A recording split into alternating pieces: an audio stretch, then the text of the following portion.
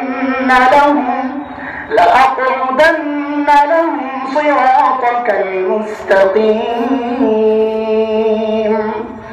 আল্লাহ যাদের কারণে আমি আপনার থেকে বিচ্ছিন্ন হয়েছি এরা যেন আপনার কাছে আসতে না পারে, এরা যে রাস্তা দিয়ে আপনার কাছে আসবে আমি ওই রাস্তার মধ্যে বসে যাব যেন তারাও আপনার কাছ থেকে বিচ্ছিন্ন হয়ে যায়।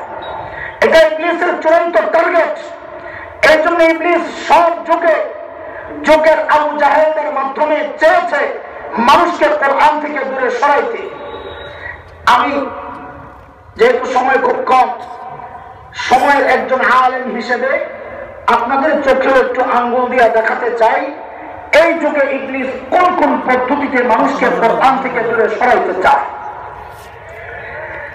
পদ্ধতি খুব সহজ, অনেক পদ্ধতি ইবলিসের, কারণ ইবলিস এক পদ্ধতিতে ধোঁকা দিবে না, এটা ইবলিসের চ্যালেঞ্জ। আমি এক পদ্ধতিতে ধোঁকা দিব না। ওই সব পদ্ধতি এখানে আলোচনা করা এই স্বল্প সময়ে আমার জন্য বড় মুশকিল।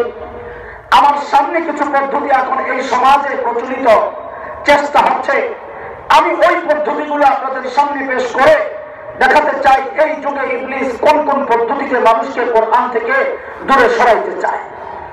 এর মধ্যে একটা পদ্ধতি হচ্ছে কোরআনের কিছু বিধান এর উল্টা কিছু পদ্ধতি সমাজে চালু করার চক্রান্তের মাধ্যমে মানুষকে কোরআন থেকে দূরে সরানোর একটা চক্রান্ত চলছে দেশে। আমি কিছু ছোট্ট ছোট্ট উদাহরণ দিলে আপনারা বুঝবেন এগুলোর ব্যাপারে এখনই সচেতন হওয়া দরকার। বিশেষ করে যারা দিনদার জনপ্রতিনিধি তাদের দায়টা একটু বেশি। আমরা বর্ণকার কাছে সবাই তো আর দিনদার না, যারা দিনদার তাদের কাছে আমাদের দাবিটাও বেশি। কথা